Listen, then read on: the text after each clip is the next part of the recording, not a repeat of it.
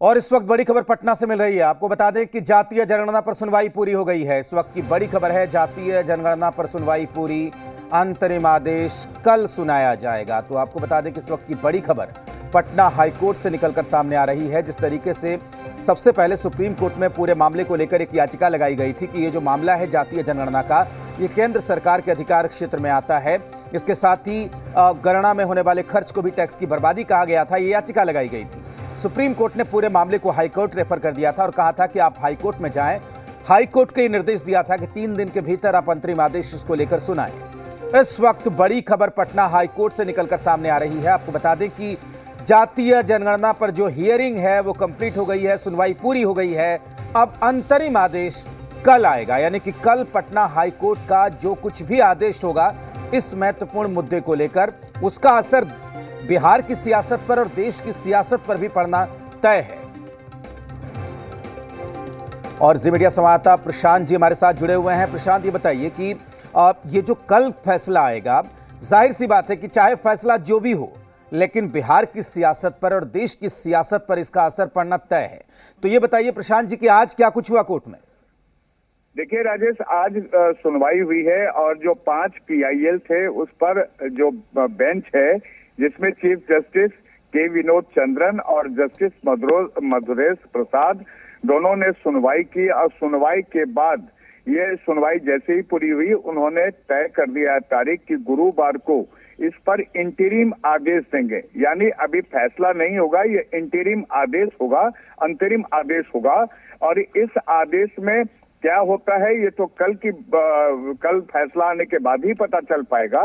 लेकिन इतना तय है कि कल जो आदेश आएगा उससे बिहार की राजनीति पर बिल्कुल असर पड़ेगा, क्योंकि यह असर इसलिए होगा कि जिस जातीय जनगणना 15 तारीख को खत्म होने वाली है, उससे पहले अगर कोई आदेश आ जाता है ऐसा जो कि इस जनगणना को रोकने के लिए हो, तो निश्चित तौर पर नीतीश कुमार के लिए यह बड़ा सेटबैक होगा। क्योंकि नीतीश कुमार की निगाह भी लगातार पटना हाईकोर्ट के इस आदेश के लिए इंतजार कर रही थी कि आखिर पटना हाईकोर्ट क्या आदेश देता है सुनवाई पूरी होने के बाद। और जैसा कि अभी कोर्ट से हमारे पास जानकारी आई है कि सुनवाई पूरी होने के बाद यह तय कर लिया गया है कि कल इस पर इंटरिम आदेश आएगा। राजेश।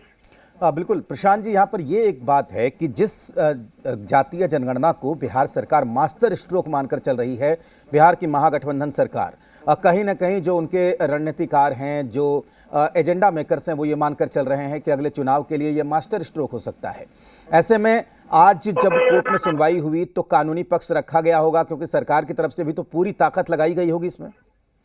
जी बिल्कुल सही कह रहे हैं आप राजेश जी। और क्योंकि जो सरकार के एडवोकेट जनरल हैं PK शाही, वो पहले बिहार में मंत्री भी रह चुके हैं और उन्होंने लगातार ये कल से सुनवाई के दौरान उन्होंने कोशिश की है, अपना पक्ष रखा है, जिसमें उन्होंने कहा है कि जातीय जनगणना क्यों जरूरी है। लेकिन जो पिटिशनर्स के एडवोकेट्स थे, उसमें खास तौर पर जो दीनू कुमार जो पिटिशनर के एडवोकेट हैं, उनका ये पक्ष था लगातार। उनका ये कहना था कि सरकार का मकसद क्या है, मकसद क्लियर होना चाहिए, क्योंकि जनगणना कराने का जो अधिकार है वो संवैधानिक अधिकार केंद्र सरकार के पास है।